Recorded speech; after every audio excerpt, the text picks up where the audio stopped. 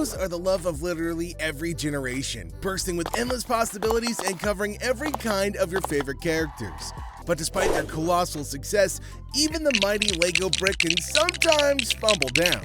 From monstrous mishaps to colossal catastrophes, join us on a wild ride through the biggest Lego fails that will have you laughing, cringing, and marveling at the sheer audacity of brick building blunders. So let's kick off the adventure with a bang and jump right into our first mishap, Lego Star Wars R2-D2.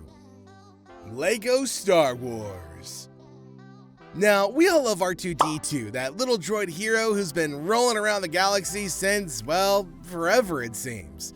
But set 8009, the R2-D2 set, well, let's just say it's not exactly the droid that we're looking for. Sure, on paper it sounds fantastic. You can turn his head so his eye looks in any direction. Handy for keeping an eye on your other Lego creations, right? And don't forget his front leg, apparently designed to give him balance, cause, you know, it's not like he's been balancing fine all these years without it. Then there's the lever on his back to reveal his tool mechanism. Great!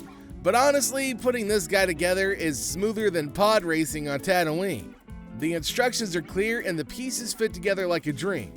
Sure, it's got 242 pieces, but quantity doesn't always equal quality, my friends.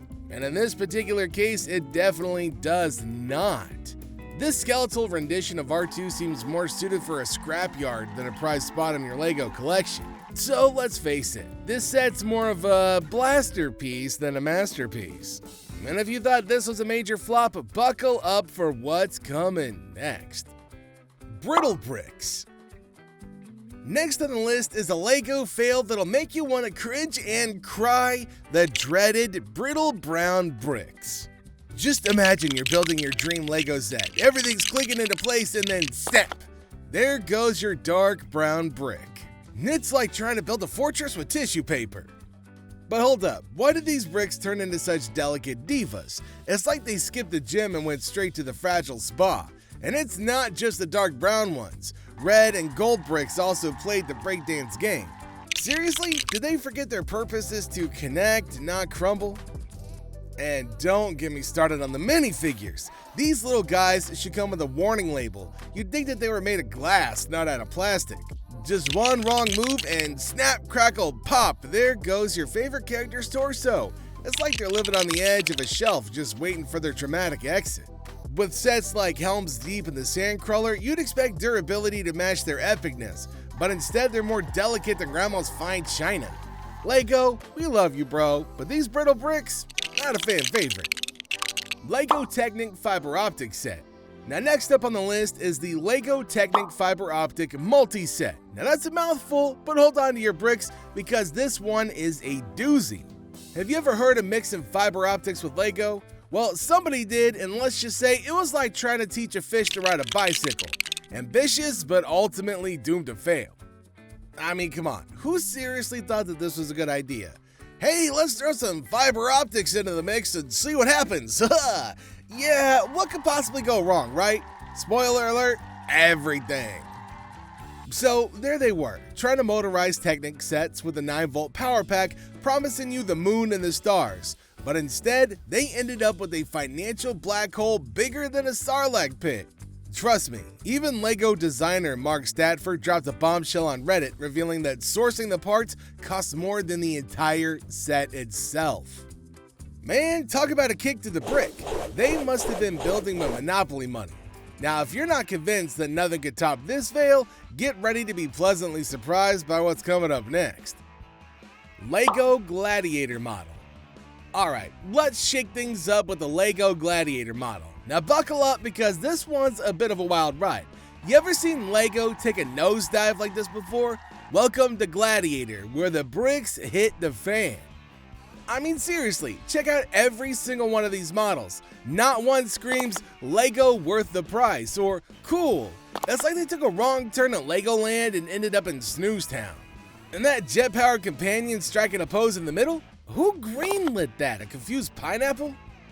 Now, compared to the original show, and you're gonna wonder if they were even watching the same thing. It's like trying to teach a goldfish to fly. Just plain bonkers. Now, while the characters might match up at some places, that fake vibe stands out like a glaring red flag. So for me, this one's a bit of a flop and there's no sugarcoating it. Snap.